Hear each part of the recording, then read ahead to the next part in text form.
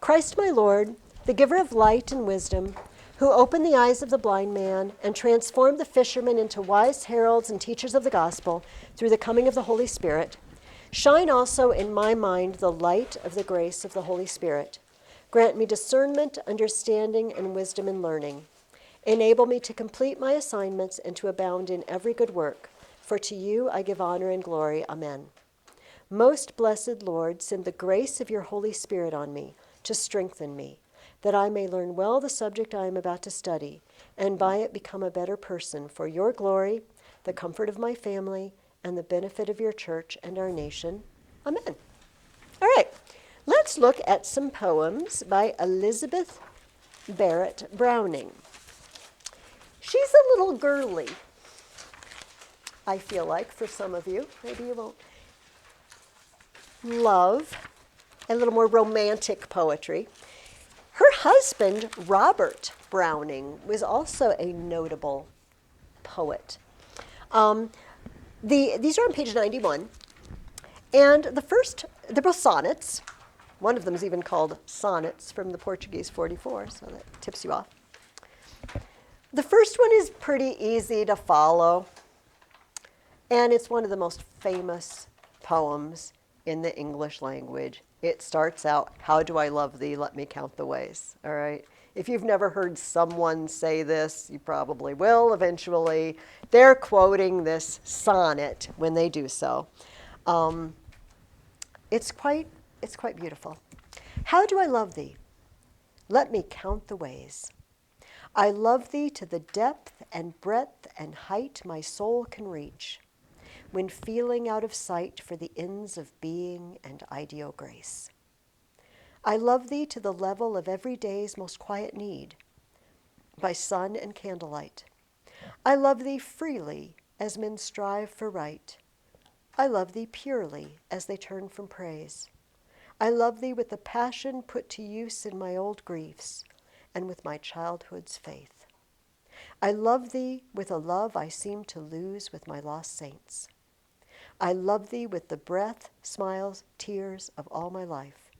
And if God choose, I shall but love thee better after death." It's lovely. I'd like you to spend some time. I'm not going to pick it apart or anything. I don't know that we need to be picking it apart. But some of the turns of phrase are just sort of interesting. I love thee with the passion put to use in my old griefs and with my childhood's faith. You know, think of all the energy that has gone into old griefs, fretting over something. All that energy. Have you ever done something and then, well, wish you hadn't, or had something bad happen? I'm assuming all of you have had something bad happen to you. And the energy, but that's the energy I feel when I love you. And my childhood's faith. Think what children believe. There's a reason Jesus said, unless you have the faith of a child, right? You can't enter the kingdom. Okay. The second one is a little harder. So I'm going to read it, but here's what I want to ask you. He has given her flowers. All right? Beloved, thou hast brought me many flowers. Okay. Got it. She's giving something back. And I would like you to tell me what it is, what you think it is when I finish, okay? "Beloved, thou hast brought me many flowers plucked in the garden, all the summer through and winter, and it seemed as if they grew in this close room, nor missed the sun and showers.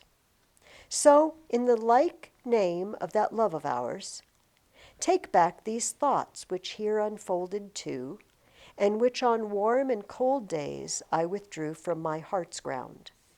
Indeed, those beds and bowers be overgrown with bitter weeds and rue, and wait thy weeding.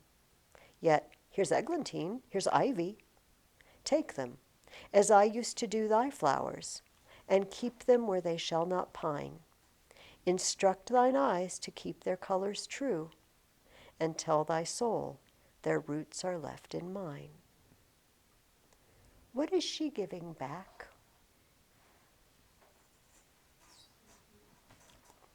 Like here's ivy, right? Mm-hmm. It says, yeah, here's eglantine, here's ivy. So it sounds a bit like, was she just giving him back flowers? But earlier in the poem, she says, take back these thoughts. She's thinking about him. Except now we have a big extended metaphor. Where do those thoughts come from? It says, I withdrew them from my heart's ground. Her heart is the garden where the thoughts grew. And what's the condition of that flower bed of her heart? They're overgrown with bitter weeds. Perhaps he's been gone a long time. Perhaps she misses him. They're waiting for your weeding. So we're talking about her heart. But here's eglantine, here's ivy. In other words, there's some good things in there too. Take them, as I used to do thy flowers, and keep them where they shall not pine. Keep them safe. Keep them alive. And instruct thine eyes to keep their colors true, except they don't really have colors, literally, right? Keep them alive.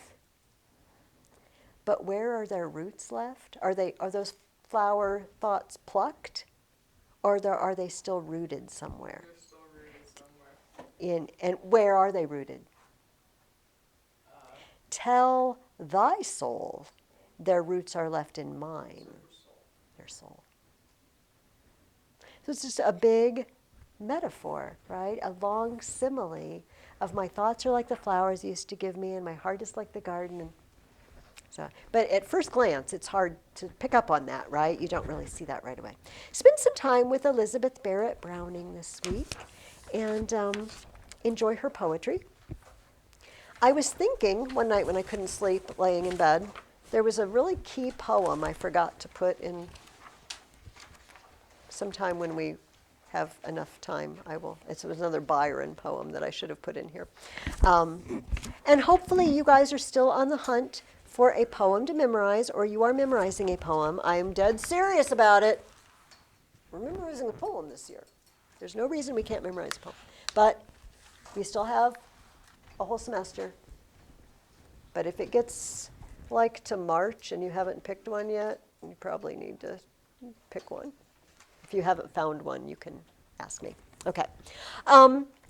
In your documents of the French Revolution, which I said you don't have to read if you don't want to, but you can if you're interested, this was so interesting for this week.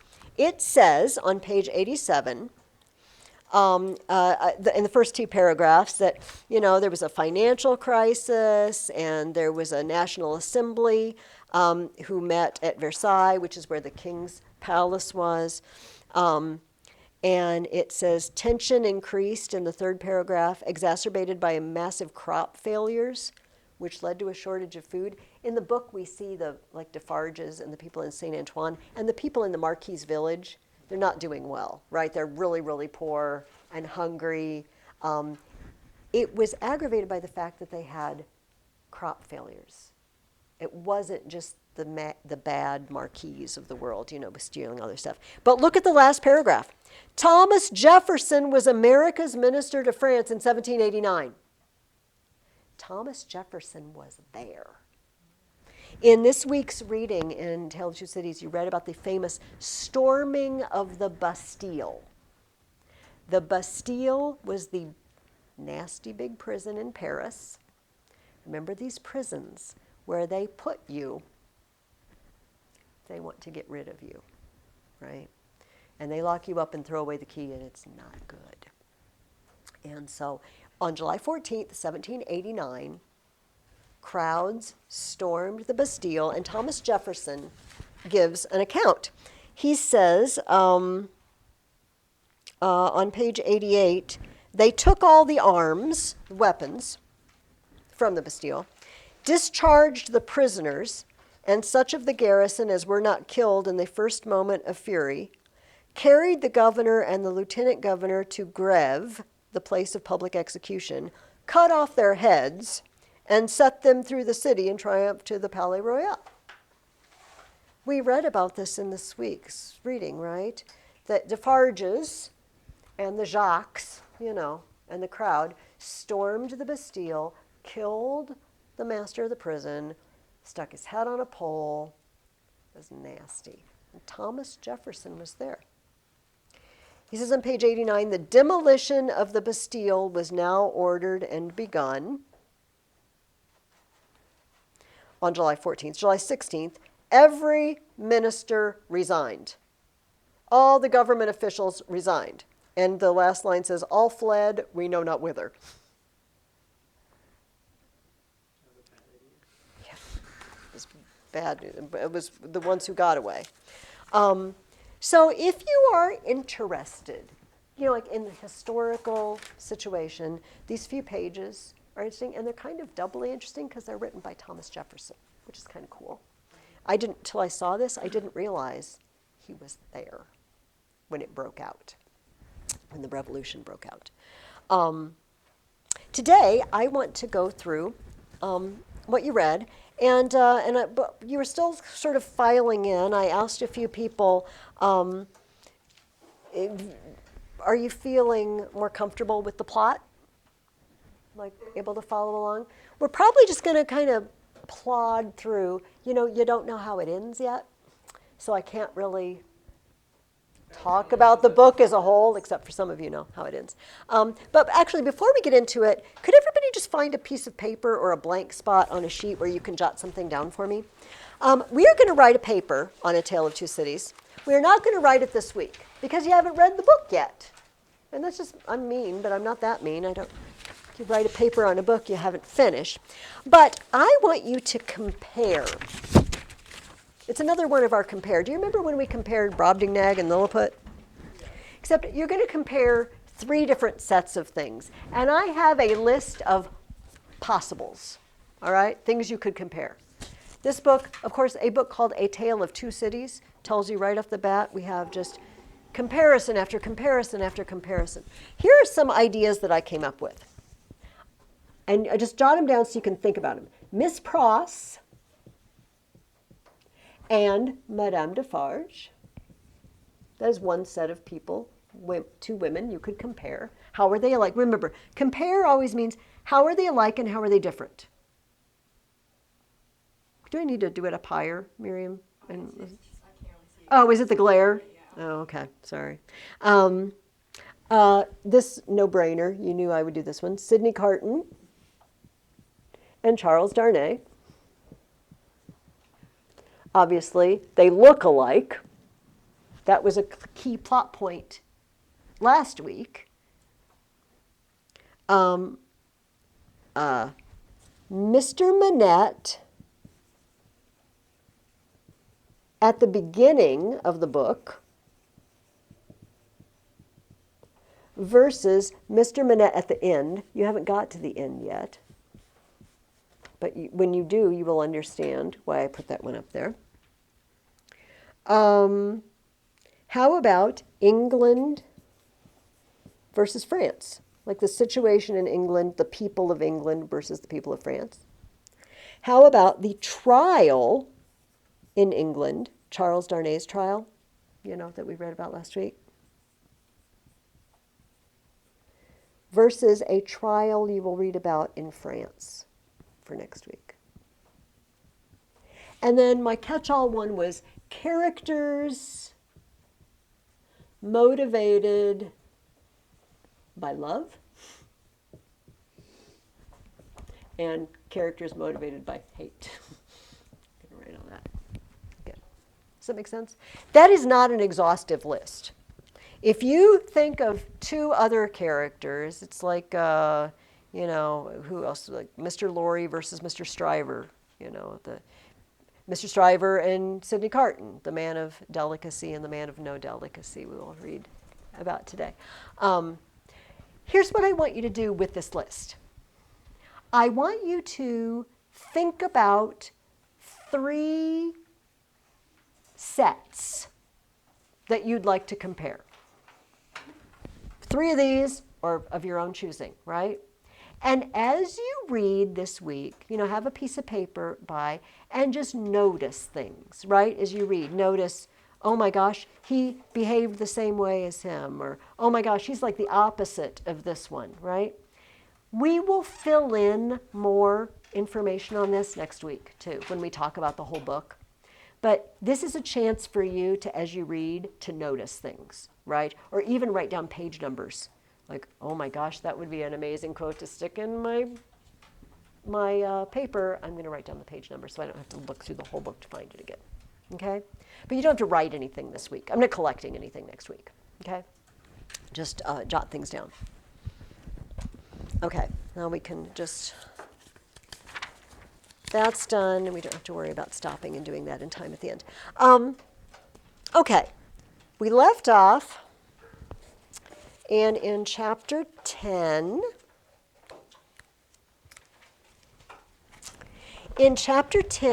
Charles Darnay came to have a talk with Mr. Manette. What does Charles Darnay want? To marry Lucy. Wants to marry Lucy. But he's not ready to propose, you know. Basically, he says, look,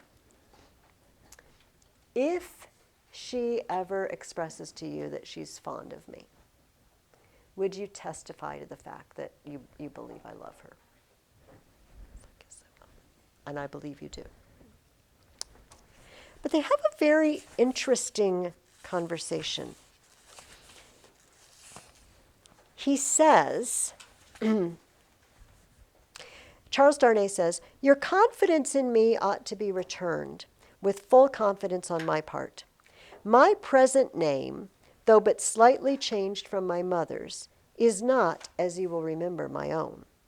I wish to tell you what that is and why I am in England. Stop, said the doctor of Beauvais. I wish it, that I may the better deserve your confidence and have no secret from you. Stop. For an instant, the doctor even had his two hands on his ears. For another instant, even had his two hands laid on Darnay's lips.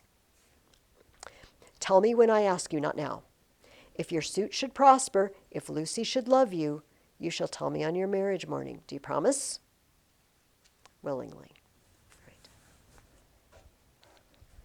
Mr. Manette won't let him tell him who he is. Now, we know who he is. Who is he? Who is Charles Darnay? The nephew of the Marquis. He is the nephew of the Marquis. An aristocrat. He's an aristocrat. He's a French aristocrat from the Evremond family. Mr. Manette doesn't know who he is. But I have a question for you. Why in the world would he not let him tell him his name? In other words, does he have some sort of suspicion? Maybe. Sounds like it. And right before that in the conversation, listen to this. I give the promise, said the doctor, without any condition. I believe your object to be purely and truthfully as you have stated it. I believe your intention is to perpetuate and not to weaken the ties between me and my other and far dearer self. If she should ever tell me that you are essential to her perfect happiness, I will give her to you. If there were, Charles Darnay, if there were, the young man had taken his hand gratefully. Their hands were joined as the doctor spoke.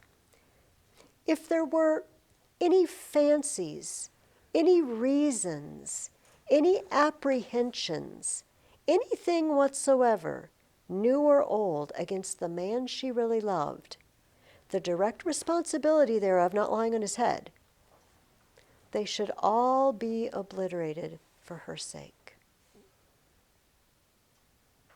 If there were anything against the man she really loved, I'd wipe the slate clean for her. Why would you say that to someone unless you thought there was something against them? Do you see where I'm going with that? Mm-hmm. It sounds very much like Monsieur Manette suspects that Charles Darnay is someone he doesn't want to know. And he loves his daughter. It's like, okay, well, even if there was a grudge, even if there was something against that person, I'll wipe it clean for her if she really loves him. I don't want to know your name. If If you end up getting married, you tell me when I ask. Well, this is the first question I asked you. What does Dr. Manette do that evening? He was working on shoes, wasn't He's making shoes again. Where did he make shoes? Oh, man.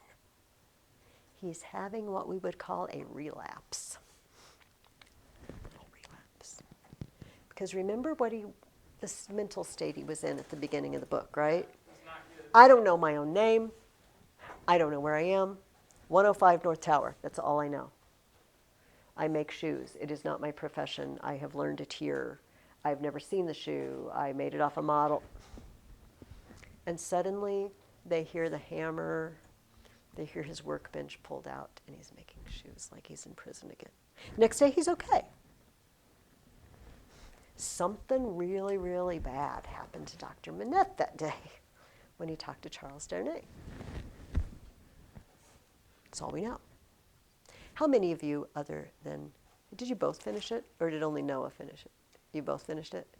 Has anybody else finished the book? Maybe. Okay. I have All right, we're going to be very careful. Some of you know exactly where I'm going, but yeah. Here are my glasses. Okay. What did Mr. Stryver decide to do? What does he decide he's going to do? It's a good idea. I'm gonna marry Lucy.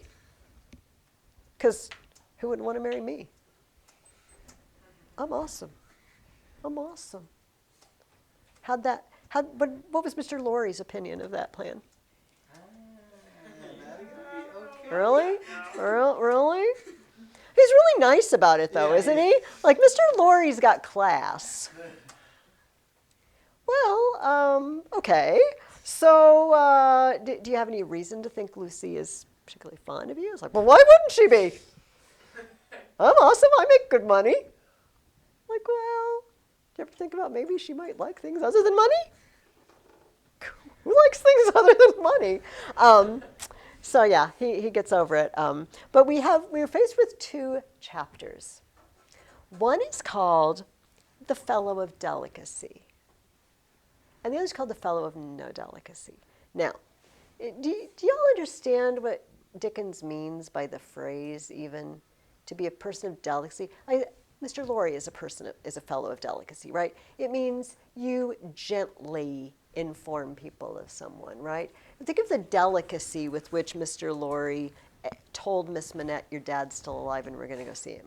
He's like, hypothetically, what if there were a case where maybe somebody wasn't dead, but maybe they were in prison, and because he doesn't want to shock her system suddenly. So he's a person of delicacy. He's gentle about things. He's got good taste about it. So if you had Mr. Stryver and Mr. Carton in a room together, which one would you think would be lacking in delicacy? Mr. Stryver, probably. You think so? You think so? Sidney Carton is a wastrel drunk. Yeah. So Gabriel, it turns out that Mr. Stryver has much less delicacy.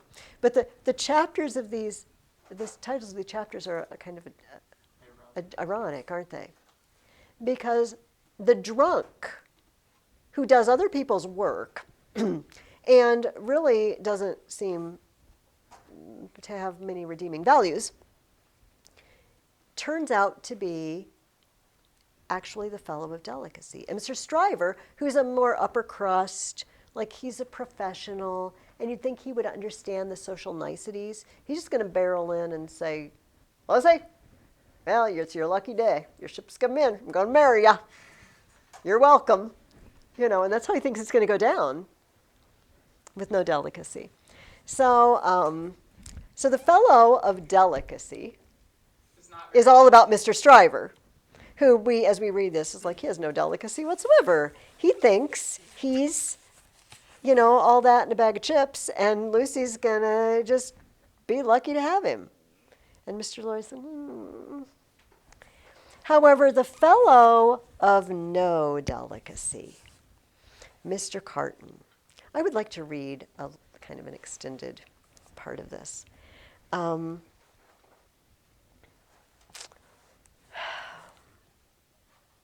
I fear you are not well, Mr. Carton.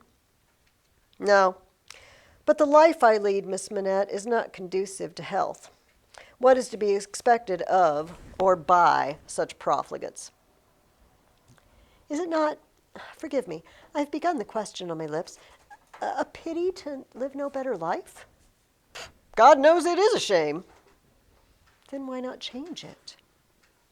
Looking gently at him again, she was surprised and saddened to see that there were tears in his eyes. There were tears in his voice, too, as he answered, "It's too late for that.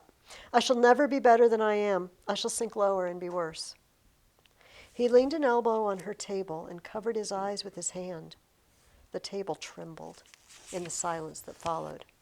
She had never seen him so softened and was much distressed. He knew her to be so without looking at her and said, "Pray forgive me, Miss Manette. I break down before the knowledge of what I want to say to you. Will you hear me?" "If it will do you any good, Mr. Carton, if it would make you happier, it would make me very glad." "God bless you for your sweet compassion." If it has been possible, Miss Manette, that you could have returned the love of the man you see before you, self flung away, wasted, drunken, poor creature of misuse as you know him to be, he would have been conscious this day and hour, in spite of his happiness, that he would bring you to misery, bring you to sorrow and repentance, blight you, disgrace you, pull you down with him. I know very well that you can have no tenderness for me. I ask none. I'm even thankful that it cannot be. Without it, can I not save you, Mr. Carton? Can I not recall you, forgive me again, to a better course? Can I in no way repay your confidence? I know this is a confidence, she modestly said after a little hesitation and in earnest tears. I know you would say this to no one else. Can I turn it to no good account for yourself, Mr. Carton? He shook his head. To none. No, Miss Manette, to none. If you will hear me through a very little more, all you can ever do for me is done. I wish you to know that you have been the last dream of my soul. In my degradation I have not been so degraded, but that the sight of you with your father, and of this home made such a home by you, has stirred old shadows that I thought had died out of me. Since I knew you, I have been troubled by a remorse that I thought would never reproach me again, and have heard whispers from old voices impelling me upward that I thought were silent forever. I have had unformed ideas of striving afresh, beginning anew, shaking off sloth and sensuality, and fighting out the abandoned fight.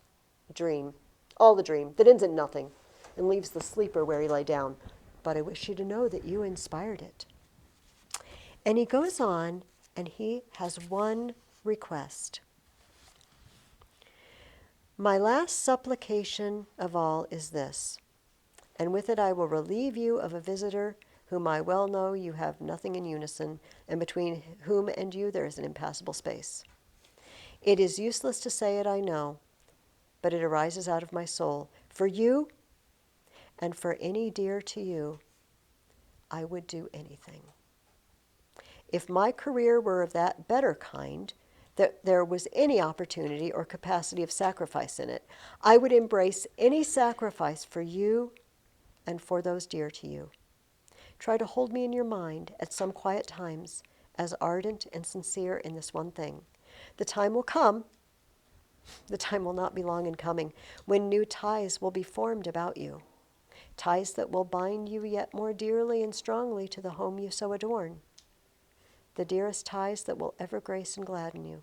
Oh, Miss Manette, when the little picture of a happy father's face looks up in yours, when you see your own bright beauty springing up anew at your feet, think now and then that there is a man who would give his life to keep a life you love beside you.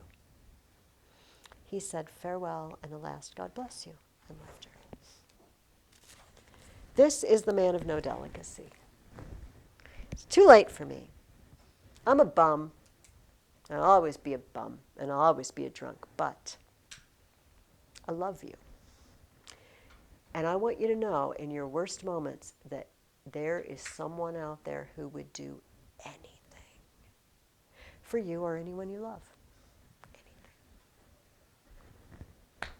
And then it's Sidney Carton. And then he just disappears, doesn't he? Like back into his bottle and back into... Except that eventually, after the wedding that he knows is coming, he says, oh, new ties, I see it coming. Oh, you're going to marry Charles Darnay. This is painfully obvious to everyone. And when there are children, when there's a husband, remember this.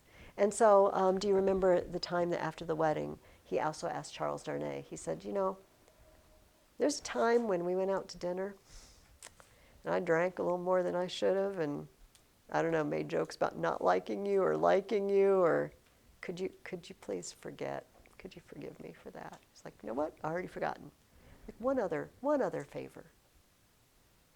Could I be allowed to just come and go as I please, as sort of a honorary member of the household? He said, like furniture, like useless furniture. He said, I would say unornamental, except the fact that we look so much alike, that it would be a diss to you to say an ugly piece of furniture because we look like. But okay, so that is Sidney Carton. All right, let's find out what Jerry Cruncher does for a living. What does Jerry Cruncher do for a living? Doesn't he call himself like a resurrection man? He's a resurrection man. Oh, how interesting that we use that term, because do you remember at the very beginning of the book, the code was recalled to life, and Jerry said, oh, it'd be bad for my business if people was to be recalled to life. What is a resurrection man? What does he do? A grave robber. He's a grave robber. That's what he is. And he not only takes their stuff, but I think that a doctor is mentioned, he takes the body. You know, nowadays we can donate your body to science or whatever, and then, it's not pleasant to think about, but hey, a doctor's going to cut me open, I'd like to know that he's cut something open before me, maybe, and he's not going to be surprised when what he finds in there. It's like, oh, I didn't expect to see that. No. We want him to practice a little bit on something he can't hurt. So dead bodies work really well for this. Jerry Cruncher is a grave robber and a body snatcher. And so now we know why his boots are caked with clay and mud in the morning, and he's got rust all over his hands all the time because he's prying open locks and working with tools. Do you think little Jerry understands what he saw? Remember he followed him, and he says, because Dad's going fishing. He's like, oh, first they fished with a spade, and then they fished something out of the ground, and then he runs off. But he knows they're in a cemetery. He knows they're in the churchyard. He knows it's where the graves are, and maybe he doesn't want to know anymore. Yes. So when Mrs. Cruncher flops, against him, she's flopping against him. She wants him to stop grave robbing, but apparently it pays much better than being a messenger for Tellson's, It's like, oh, your mother wants to take the food out of your mouth, little Jerry. Fine mother you've got, flopping against your father. Okay, so the mystery is finally solved. Jerry Cruncher is a grave robber. The honest tradesman. I'm an honest tradesman, describes himself. Okay, let's move to France now. Let's hit the last question. What is Madame Defarge knitting? Oh, she makes a joke. She says she knits shrouds. But, oh, I'm so glad. She called it like pastime. It's her pastime. Names and words in code. Whose names, Alexander?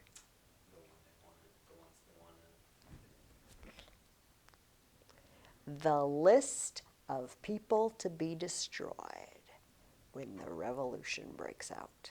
Because, think about it. If they write it down on a piece of paper, again, later on, as we go through today's reading, we'll see that spies do come around, right? And they could find it, and it would be incriminating. They don't want any incriminating evidence, but they want a sure record of everybody who's doomed to destruction. Okay, so in the chapter called Knitting,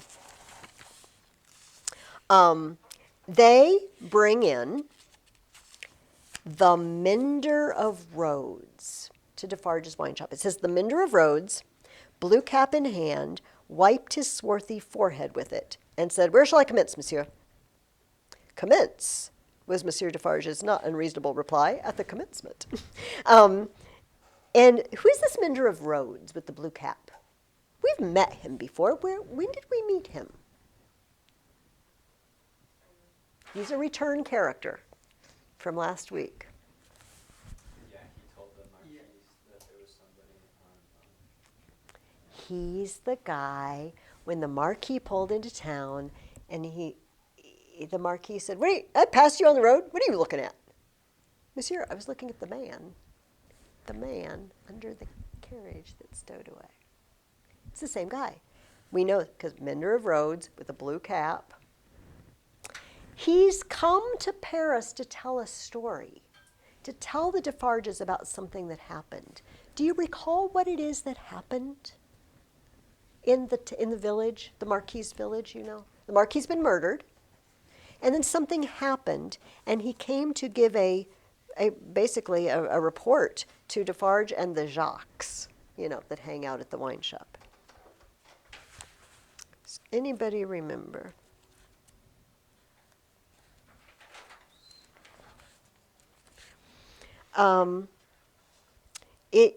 He says, "I am again at work upon the hillside, and the sun is again about to go to bed." And he means he's telling it in the present tense, but he's telling the story of what happened. "I am collecting my tools to descend to my cottage down in the village below, when it is already dark, when I raise my eyes and see coming over the hills 6 soldiers. In the midst of them is a tall man with his arms bound, tied to his sides, like this." And he acts it out. "And they march this guy, and they beat him with their guns like this. And they throw him in the prison on the crag," it says. And everybody knows he's up there. It says, "They even begin to whisper, 'Because he has slain Monseigneur, and because Monseigneur was the father of his tenants, serfs, what you will, he will be executed as a parricide.'" Who is this guy? What did he do? He apparently killed. He's the guy who killed the Marquis. He was the guy stowed under the carriage. He's the murderer. They've captured him.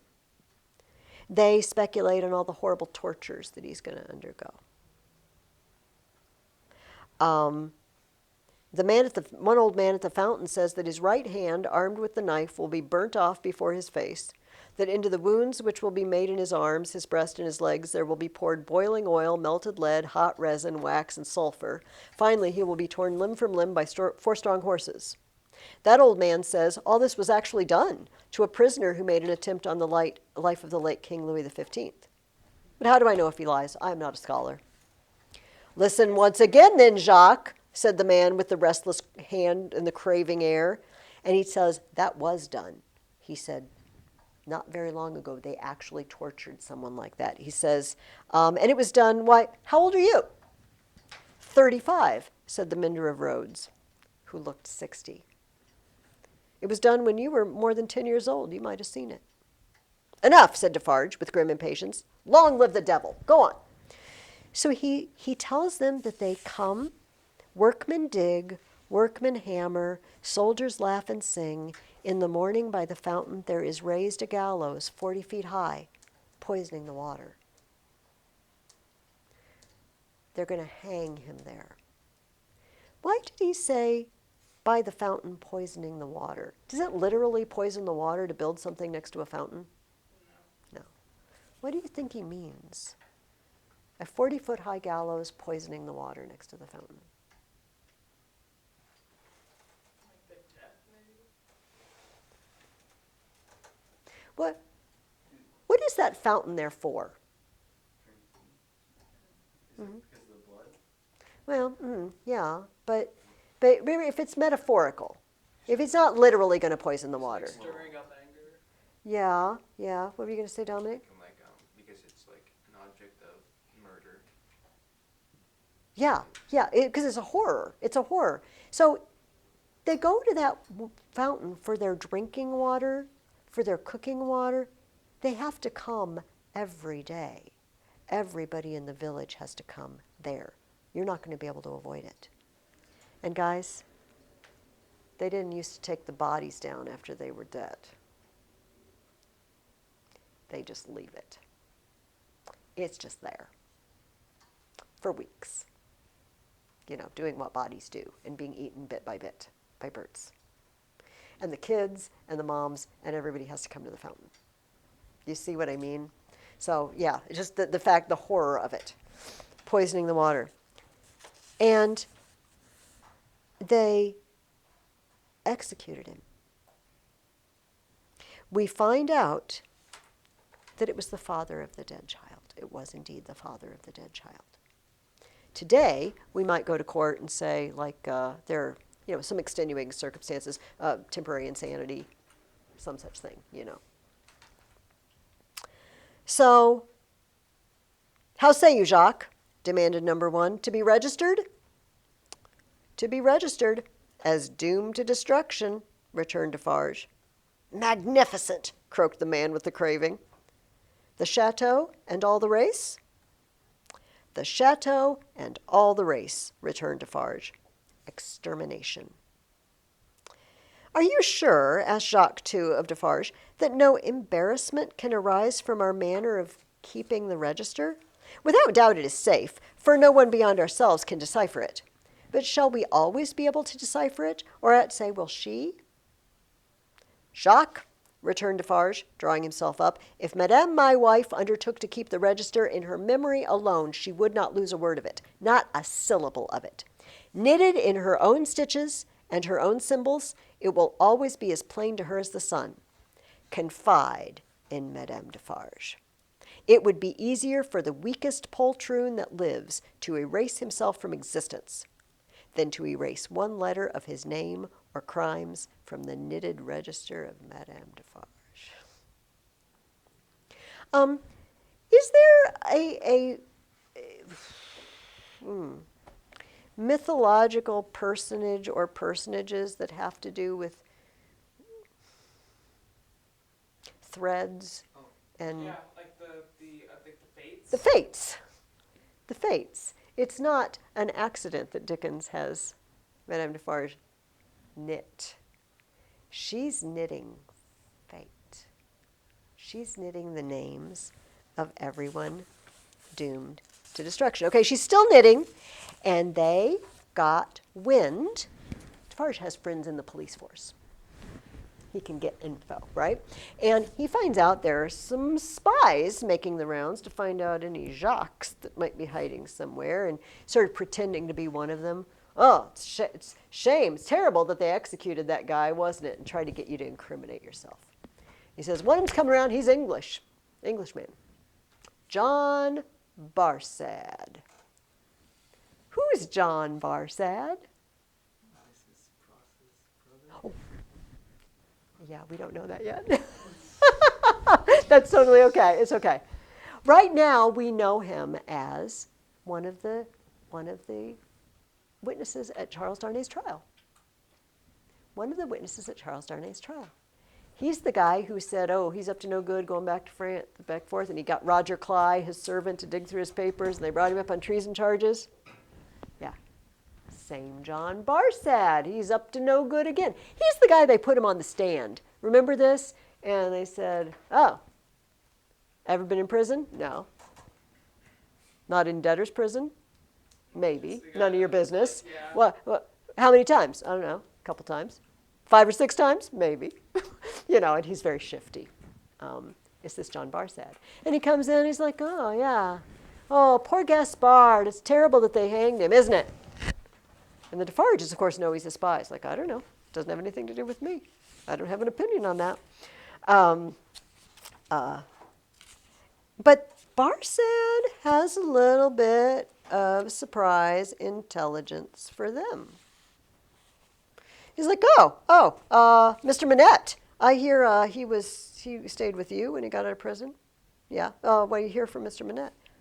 We hear nothing from Mr. Manette. We had a couple of letters, and they have lived their life, and we live our life, and which is true as far as we know.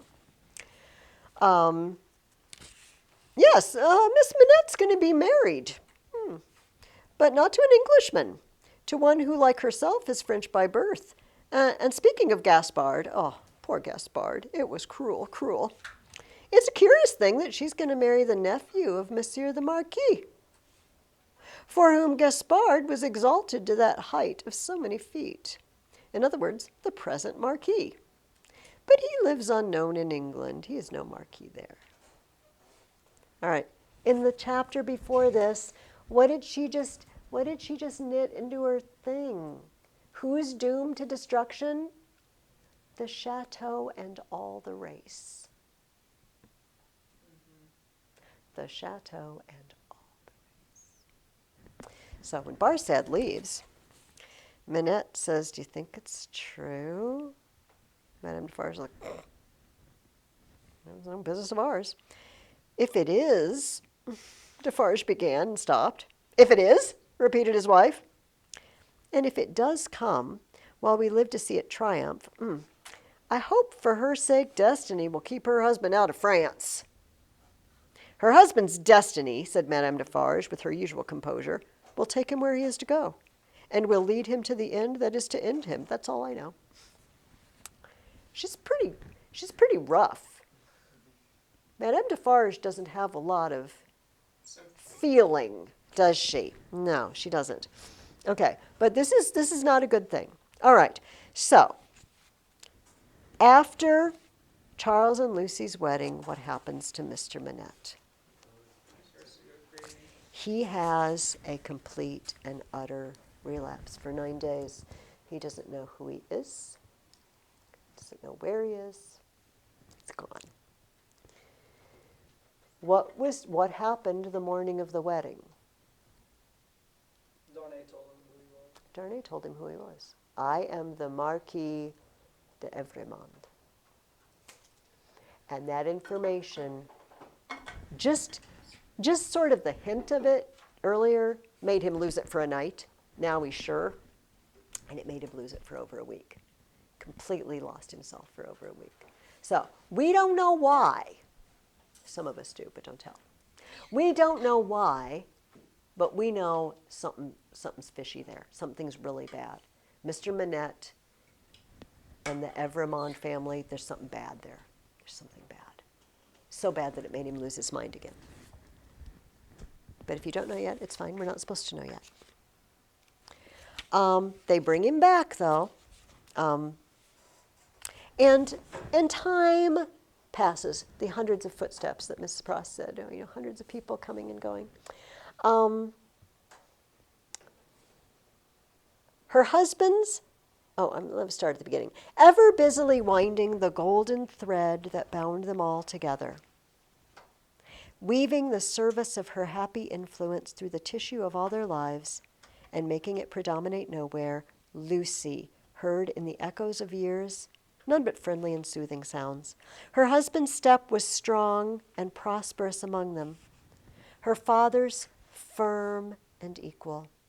Lo, Miss Pross, in harness of string, awakening the echo, is as an unruly charger, whip-corrected, snorting and pawing the earth under the plane tree in the garden. She is pretty fierce. Even when there were sounds of sorrow among the rest, they were not harsh nor cruel. Even when golden hair, like her own, lay in a halo on a pillow round the worn face of a little boy, and he said with a radiant smile, "Dear Papa and Mamma, I am very sorry to leave you both, and to leave my pretty sister, but I am called and I must go." Those were not tears all of agony that wetted his young mother's cheek as the spirit departed from her embrace that had been entrusted to it. "Suffer them and forbid them not. They see my Father's face." Oh, Father, blessed words. What happened? He died. Who died? I want to say, wasn't it one of Miss Manette's sons? It's her son. Thus the rustling of an angel's wings got blended with the other echoes, and they were not wholly of earth, but had in them the breath of heaven. Sighs of the winds that blew over a little garden tomb were mingled with them also, and both were audible to Lucy in a hushed murmur, like the breathing of a summer sea asleep on a sandy shore. Oh my gosh, listen to that sentence again. Listen to the alliteration. Both were audible to Lucy in a hushed murmur, like the breathing of a summer sea asleep on a sandy shore. The wind, all those sounds. It's brilliant. As the little Lucy, comically studious at the task of the morning, or dressing a doll at her mother's footstool, chattered in the tongues of the two cities that were blended in her life.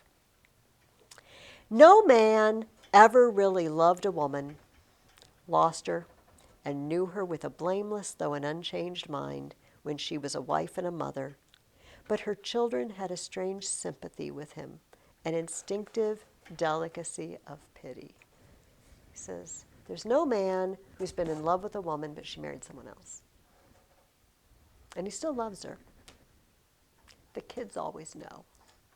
Like this, he's special. For some reason, he's special. I just don't know why. He's got a special, kind heart. What fine, hidden sensibilities are touched in such a case, no echoes tell. But it is so, and it was so here. Carton was the first stranger to whom little Lucy held out her chubby arms. And he kept his place with her as she grew. The little boy had spoken of him almost at the last. Poor Carton. Kiss him for me.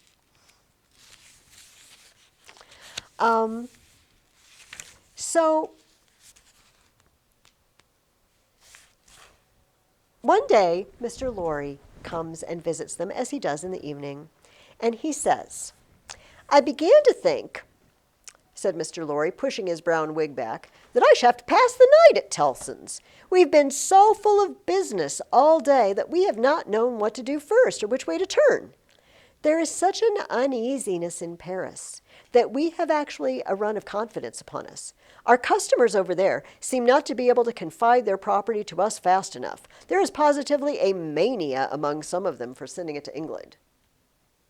What's happening at the bank? What does he mean? Influx of customers because people are basically depositing their money, right, out of France. Yes, into people. English, because if the economy is failing, you don't want your money in your country. Yeah.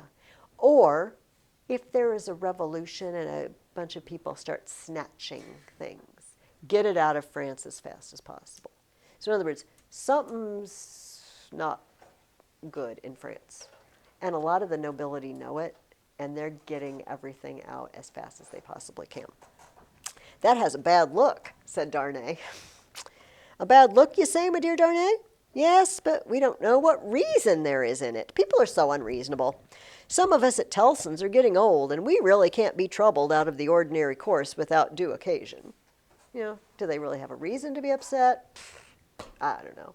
People are silly. I don't think they need to be doing that. Still, said Darnay, you know how gloomy and threatening the sky is. He doesn't literally mean the sky. You know, things do look bad. Okay, so then we get to the storming of the Bastille. We go back over to France, and they storm the Bastille. They kill the governor. They take his head. They're stringing people up from light poles. But Defarge has an extra errand or mission. Where does he go, and what does he do when they storm the Bastille? He goes to prison. Well, the whole Bastille is a prison, but The North Tower, 105. he goes to 105 North Tower. He grabs a guard, and he forces him, take me to 105 North Tower. Now, what does that mean? Who was in 105 North Tower? Dr. Manette. It's Manette's cell. Why does he want to go there? We don't know, but let's read. He says,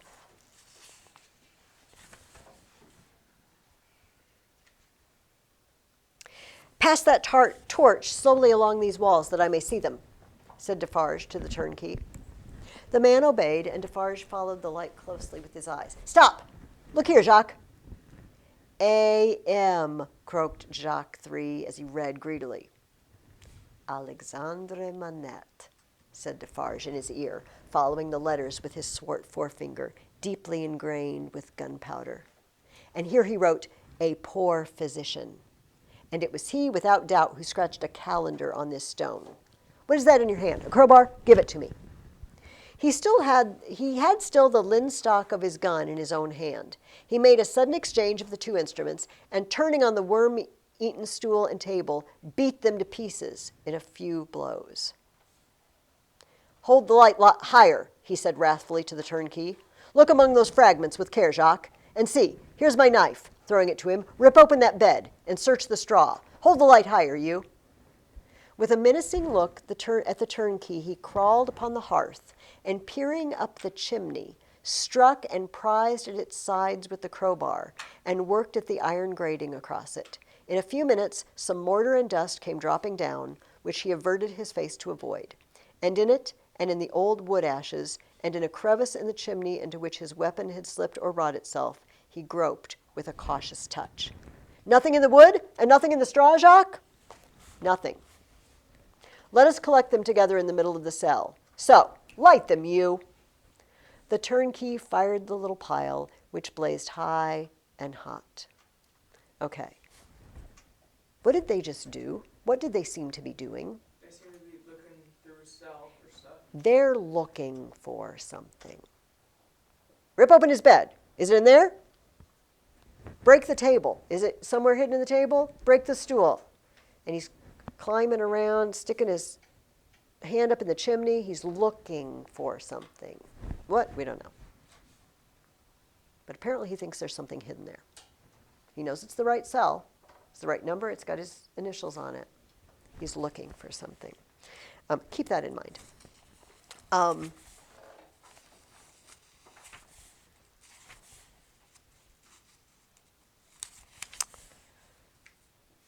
All right.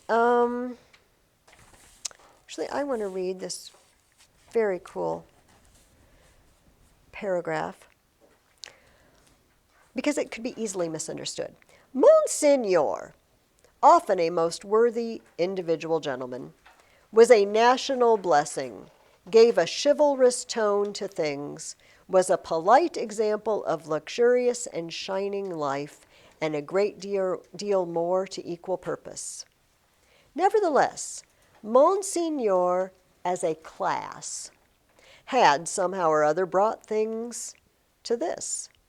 Strange that creation, designed expressly for Monsignor, should be so wrung dry and squeezed out. There must be something short-sighted in the eternal arrangements, surely. Thus it was, however, and the last drop of blood having been extracted from the flints, and the last screw of the rack having been turned so often that its purchase crumbled, and it now turned with nothing to bite, Monsignor began to run away from a phenomenon so low and unaccountable. Are they talking about a particular certain person in that paragraph? Is Dickens, like, Monsignor was a national blessing. Monsignor began to run away. What does it mean? Do they mean a particular one? What do you think it means? About the general history of that title. He's talking about all the nobility. He talks about it like it's one. Monsignor did this. Monsignor did that. He said, it's strange that all creation was squeezed dry and wrung out. They've gotten everything they can get out of the people and the land. He says creation designed expressly for Monsignor. Everything was created for him. That's how he feels. But the world is turned upside down. And actually, there was one place, page 217. It says,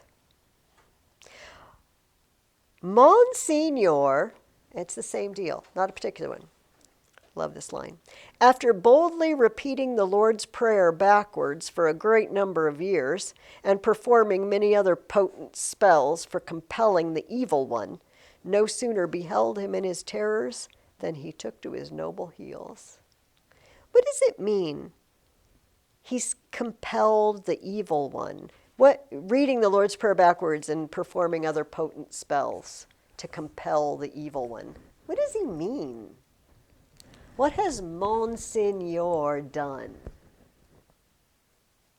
Well, it seems like gone to the devil, basically. Is Yeah. what you're saying? He's summoned, you familiar with that, like reading a prayer backwards or something like that, supposedly can summon the devil.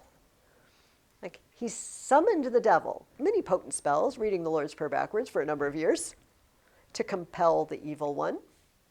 He's called him up. And when he showed up, Monsignor ran away. What does he mean? What does he mean? He's summoned the devil. He's compelled the evil one. When the servants like take from the people. Yeah. By wringing the people dry for Maybe she years, got away, like, right? take blame for is what he's Yeah, trying to yeah, say. yeah. They don't say, oh, I did this. No, no. What happened? Why are all these people so angry with me? Why are they stealing my stuff? Why are they chopping people's heads off? Oh my goodness. Do you remember, we didn't talk about this part, when the Marquis got back and the guy was riding under the carriage, and all of that.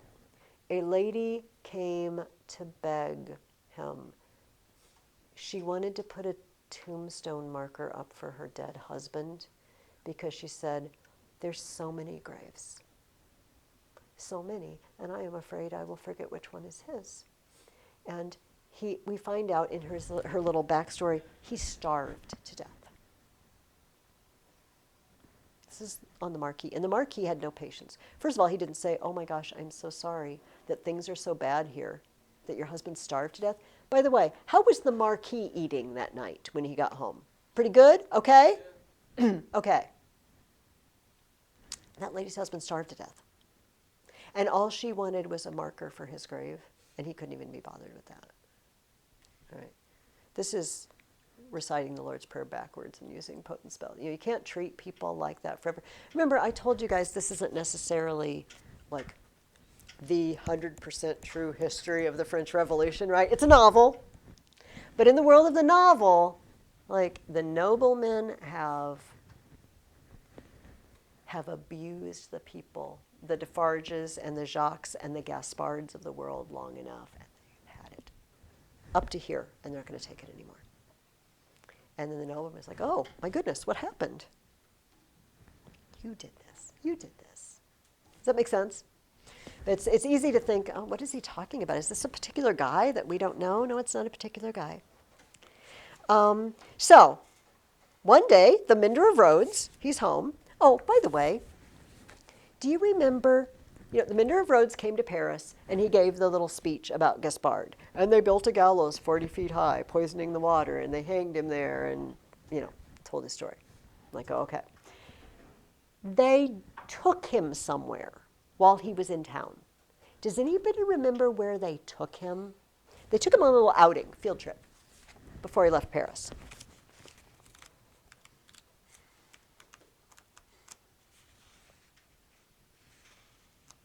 Let's see if I can find it. Okay. They took him to see a procession with the king and queen. And he's all excited. Oh, yeah, we're going to see the king and queen. It's awesome. And he's cheering, yay for the king, yay for the queen. Bravo, said Defarge, clapping him on the back when it was over like a patron. You're a good boy. The Mender of Rhodes was now coming to himself and was mistrustful of having made a mistake in his late demonstrations. Was I not supposed to be cheering for the king and queen?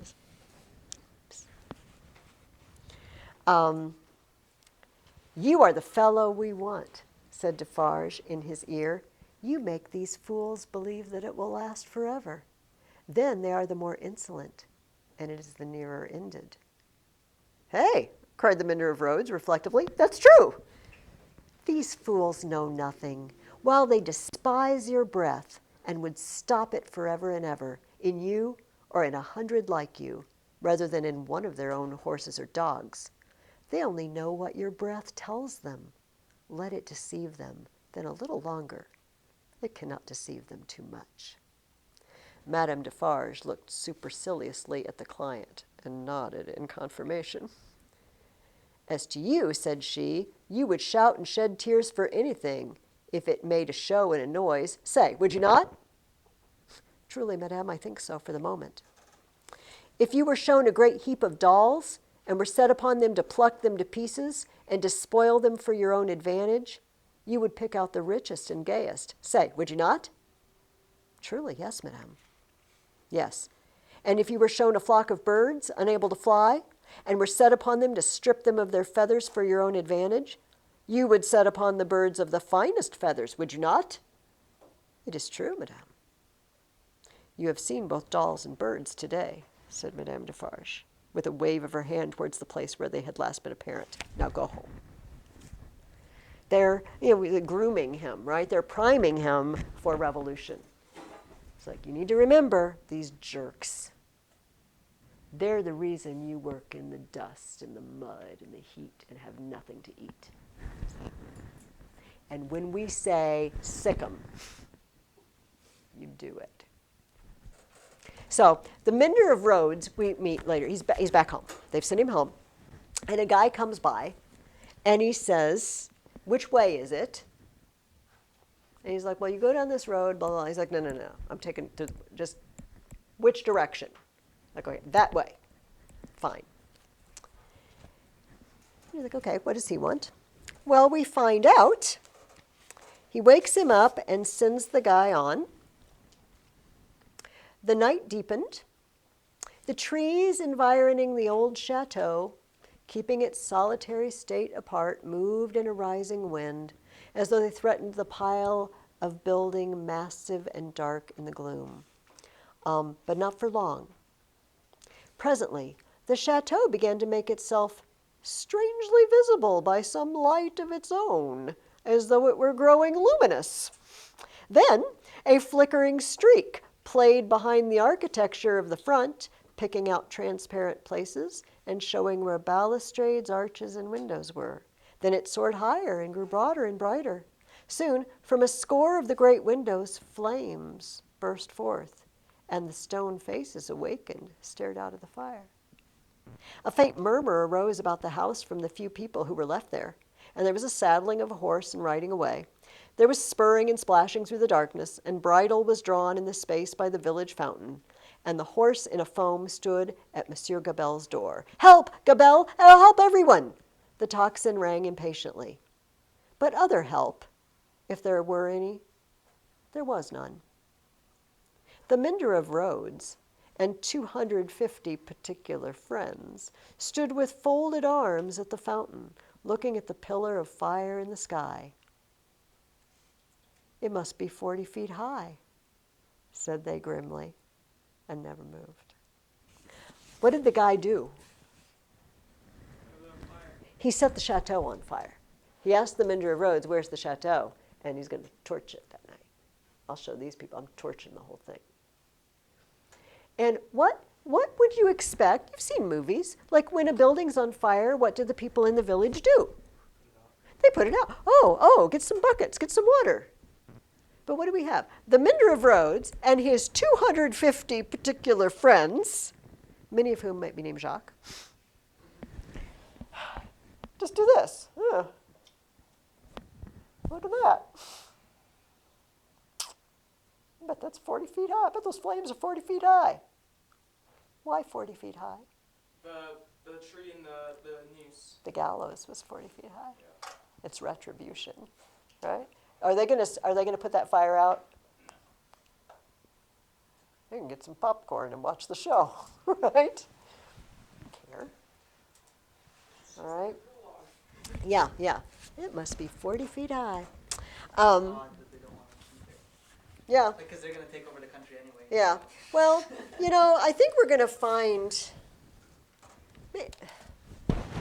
well, especially in this book and also in the actual revolution, not very wise decisions sometimes made, we'll just say, not the brain trust of France isn't necessarily, although the Defarges are quite smart. I was wondering, when I read this, I was thinking about fire. Fire is a symbol. What does fire do? It sounds like a stupid question, I realize. But what are some things that fire does? It burns, it destroys. What else do we use fire for? Heats, it lights. Sometimes it's beneficial. I think also the idea of baptism or something. Yeah, Like- baptism by fire, like the tongues of fire. Yeah, I wrote down it destroys things, it obliterates things, it lights things up. In other words, it reveals them, right? It shows you things. It also sets other things on fire. And so I got to thinking about this when I read this passage, and it says within 100 miles, and in the light of other fires, there were other functionaries less fortunate. So Monsieur Gabelle, we're going to talk about him again in a minute. Does anybody understand what Monsieur Gabelle's position is or what his job is? Who is he? The guy rode his horse up and he was calling for Monsieur Gabelle and telling him the chateau was on fire. And then we also found out that the people started, rioting, and he holed himself up in his building and locked himself in. What does Mr. Gabelle do? Probably like a governor or something. He's sort of like Mayor. the mayor. So technically he's employed by the Marquis. The Marquis' dead, but so he runs the village for the Marquis. In that case, we'd think, oh, dirty, rotten scoundrel, right? But we actually find out, either it was in the letter he wrote, I think it was in the letter he wrote, so you read it this week. He's really not a bad guy at all. He says things like, when the Marquis was unreasonable and he raised the taxes and he wanted too much, sometimes I knew the people didn't have anything and I gave him the extra out of my own funds. I stood between the Marquis and the people. I tried to talk him out of being so harsh, and I tried to protect people. I'm not the villain here. That's Monsieur Gabelle. And so far, Monsieur Gabelle is holed up in his place. Eventually, it says he barred his door, went to his housetop. It says... finally, he got out. It says, came down bringing his life with him for that while. For the time being, Gabelle has not been murdered. But now here's where I started reading. Within 100 miles and in the light of other fires, there were other functionaries less fortunate. That night and other nights, whom the rising sun found hanging across once peaceful streets, where they had been born and bred. Also, there were other villagers and townspeople less fortunate than the mender of roads and his fellows, upon whom the functionaries and soldiery turned with success, and whom they strung up in their turn. But the fierce figures were steadily winding east, west, north, and south, be that as it would, and whosoever hung, fire burned. The altitude of the gallows that would turn to water and quench it, no functionary by any stretch of mathematics was able to calculate successfully. There was no putting out this fire, in other words. Fire spreads. So fire is a really interesting symbol in novels, isn't it? I mean, they literally burnt the chateau down. But it's, could we say, it's bringing the problem to light in a really bad sort of metaphor or pun. It's showing the nobility. It's lighting up the problem for them, and they know this is bad. So now we understand. Why is everybody shoving their goods and money over to Tellson's Bank in London? Because this is what's going on. So, one day, Charles Darnay stopped by Tellson's Bank to talk to Mr. Lorry. And there's just all sorts of mail coming in from France, and there's a letter sitting there to the Marquis de Evremond. Like, I don't know who he is. I've heard him. And there's other Frenchmen who've escaped, right? And they're in London now. They've gotten out while they thought they could. And they say, oh, he's a dirty, rotten traitor. He left. He left all his goods. He just turned over all his stuff to the people, and he just skedaddled. And he has no pride of family and no pride in his heritage. And Charles Darnay is sitting there listening. It's him they're talking about. They don't know him. They don't know what he looks like, And they're just dissing him up one side and down the other, right? But Lori's like, well, I wish I could find him because this letter's been sitting here for a while. I don't even know where to give it. Charles Darnay's like, well, I may know him. I think I know him. Give me the letter and I'll make sure he gets it. And what's in the letter? Who's it from? I already told you this, but who's it from and what does he want? Doesn't he want? Oh, sorry. Go ahead. It's from Monsieur Gabelle. It's from Monsieur Gabelle, who's being held in a prison, and he's going to go on trial for like crimes against the people. And what does he want? You've got to come here and save me, Marquis de Evremond, because you know I was not a bad person.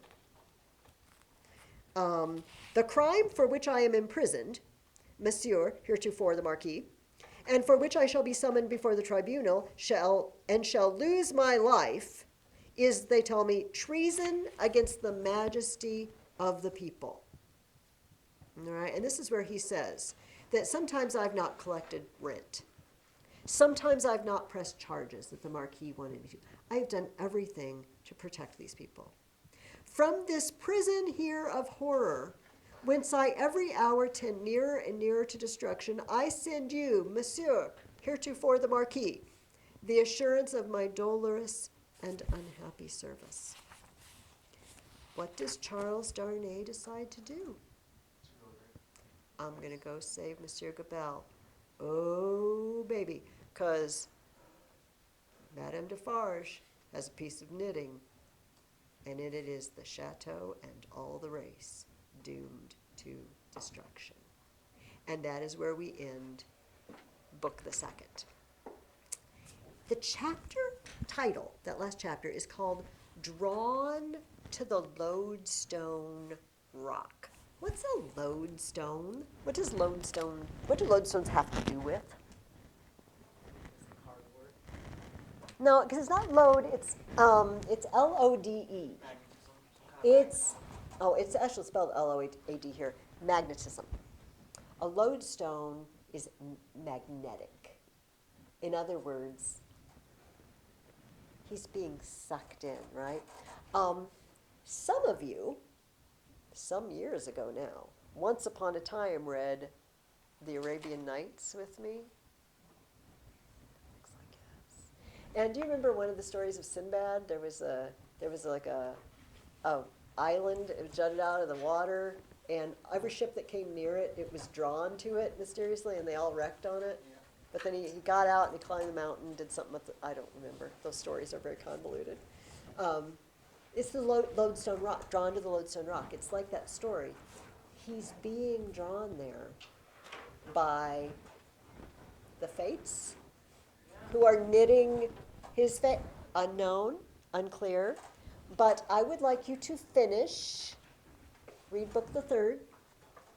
So I'm not asking you to write anything, but just keep in mind pairs of things that get matched up together.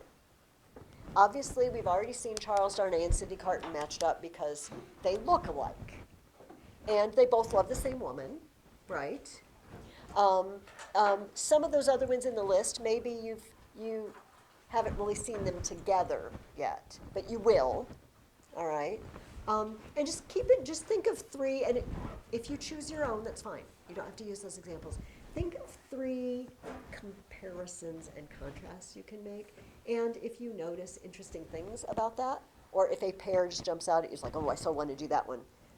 You could write down page numbers and things like that to make it easy on yourself when you go back and finish the book. Otherwise, next week we will meet, and that will be our final meeting before Christmas break. And we'll be halfway through the year. And you guys have read an amazing amount of stuff already this year.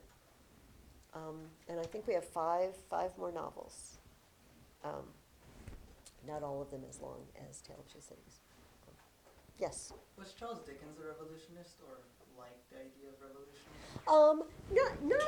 Probably not. He's writing much later. So this is in the 1850s, 1860s. And by the way, I'm glad you mentioned that. I wanted to just briefly, some of my other students were like, oh, that first reading of this. This is kind of hard to follow the plot and everything. And we think of Charles Dickens as being really fine literature now, but these were actually just popular. I mean, many of the things he wrote were serial, not that you eat. Like they came out monthly in a magazine. Every new month issue would have a new installment of it. And so people would just gather around the newsstands and buy it, and then they would gather and have readings of the next chapter. It's sort of like, us watching TV shows. I mean, we stream things now, or, you can binge watch something, but back in my day, and still there are things that just get released once a week. You have to wait a week, right? It's like they always leave it at some really bad place. Like, oh, now I have to wait a week and find out what happens. That's what it was like. These were popular novels. But Charles Dickens was highly popular. He was like a pop star of his day. And he traveled around and gave talks. He came to America, and he wrote about his travels in America. And interestingly, this is the thing I wanted to throw out there, and I honestly don't know why. His son is buried at Riverside Park. In Moline, we're very close, aren't we? The two one-ways, right, that go between East Moline and Moline. And there's a water slide and a pool there and a big park, and people fish in a pond and everything. Anyway, there's a cemetery back up behind that. And if you climb up there, and that cemetery is really old, and there's a little mausoleum. It's Charles Dickens' son is buried there. I don't know what he was doing in the Quad Cities and why he got buried there, but no, he was super. So this was like the pop culture of the day. This isn't highbrow literature, It's just we're not used to the turn of phrase and everything. But no, just a great writer, good businessman, good speaker, and good poet, but probably not a revolutionary. All right, you're free to go. Bye-bye.